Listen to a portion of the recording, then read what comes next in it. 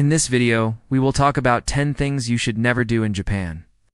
From talking loudly on public transportation to walking in front of the train, these are things that can make you look like a total rude person in Japan. So if you don't want to end up in an awkward situation, then make sure you stick around till the end. And who knows, maybe after watching this video, you will be able to avoid some of these mistakes and have a better experience in Japan. Alright, let's go! Number 1. Talking loudly on public transportation. This might be a little bit shocking for some of you, but in Japan, it's common for people to fall asleep while riding the train. That means you should keep your voice down so you don't disturb other passengers. It's also polite to turn off your phone's ringtone and refrain from making any loud movements. A study by the Health Ministry found that more than 80% of people wanted others to quiet down on trains and buses. Some even reported feeling stressed and anxious due to noisy fellow passengers. The Health Ministry released a set of guidelines to promote quiet carriages during busy periods such as rush hour. They suggested that people use a lower volume when talking on their phones and refrain from having loud conversations. Despite these requests, some passengers continue to talk loudly, eat smelly foods, and play loud music without headphones. One notable incident involved a drunk man singing karaoke at the top of his lungs on a crowded train. Thankfully, he was eventually stopped by fellow passengers. So if you are in Japan, remember to respect the quiet culture and keep your noise to a minimum. Let us know in the comments below if you have ever been on a super noisy train before. Number 2. Walking in front of the train. In many countries, it's perfectly fine to walk in front of a moving train. But in Japan, it's extremely dangerous. When the train arrives at the station, it comes to a complete stop and the doors open. If you walk in front of the train at this time, the doors will sense you and prevent the train from closing. This can cause major delays, especially during rush hour. So it's crucial to wait until the doors close before passing in front of the train. It only takes a few seconds, so just be patient. And if you absolutely need to get in front of the train, make sure to wait for an announcement or a staff member's instruction. And since we are already talking about trains, let's move on to number 3. Number 3. Not giving up your seat. In Japan, it's customary for men to give up their seat for women on the train. This tradition, known as yobai, is deeply ingrained in Japanese culture and has been practiced for centuries. The custom originated from Confucian teachings and was later adopted by the Japanese as part of their code of conduct. It's considered polite to offer your seat to those who need it more than you, such as pregnant women, the elderly, and people with disabilities. But most importantly, young women are given priority to ensure their safety. This stems from a historical context where women were vulnerable to harassment and violence. Men are expected to show respect and consideration towards women, and offering them a seat is a simple yet effective way to protect them. So if you are a man in Japan and you see a woman standing, it is crucial to give up your seat for her. On the other hand, if you are a woman, it's important to wait for someone to offer you a seat and only then accept it. Number 4. Putting your chopsticks together. Chopsticks are an essential part of Japanese cuisine, and it's important to know how to use them properly. One big no is putting your chopsticks together. This is because it resembles a funeral right where incense sticks are joined. Additionally, pointing with chopsticks is also disrespectful, as it's associated with funeral directors pointing to corpses. To avoid any confusion, always hold your chopsticks in a natural position. Another chopstick faux pas is leaving them upright in a bowl of rice. This is because they resemble a Buddhist altar where incense sticks are burned. And finally, it's considered rude to pass food with just one chopstick. Instead, use both hands when passing food to others to show respect. Number 5.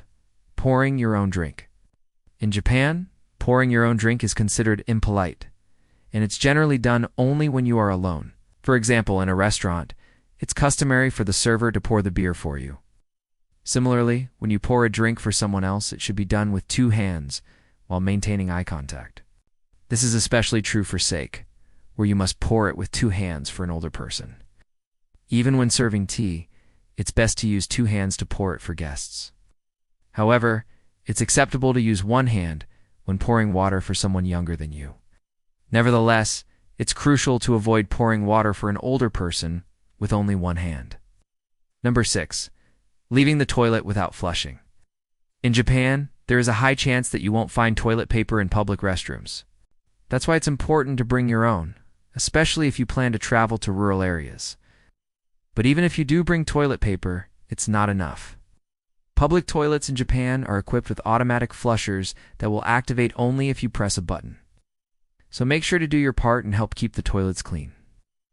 Also, if you finish using the urinal, it's crucial to pull down your pants to ensure that the sensor can detect your presence and trigger the auto flusher. Otherwise, you might leave a less than pleasant surprise for the next person. In fact, if you do encounter dirty toilets, don't panic.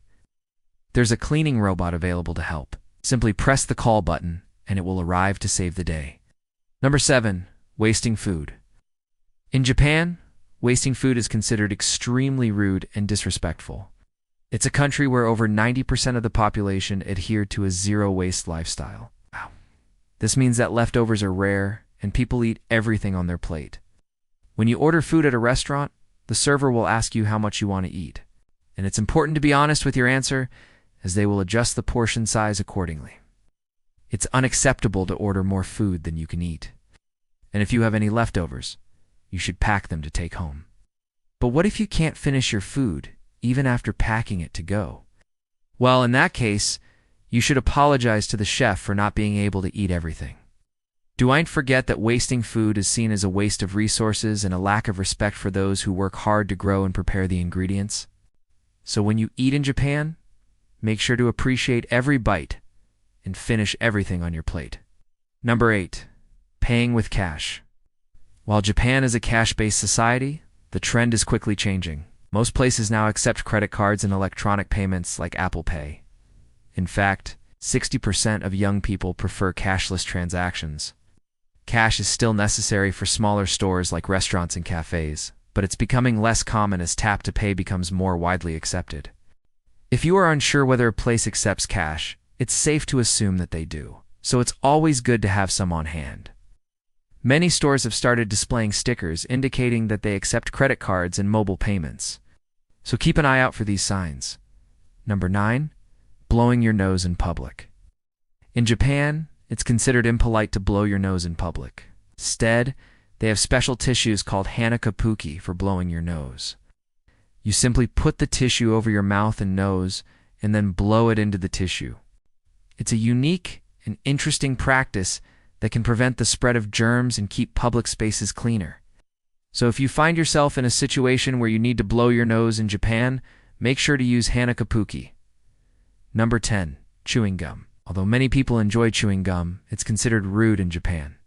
That's why they don't sell it in most stores, and you will rarely see anyone chewing it on the street. If you are caught chewing gum, it's likely to make others uncomfortable. Therefore, it's best to avoid bringing gum into the country. And that's all for today's video. We hope you enjoyed learning about 10 things you should never do in Japan. Remember, it's always important to respect local customs and traditions when traveling to a foreign country. We hope you have an amazing day and look forward to seeing you in our next video.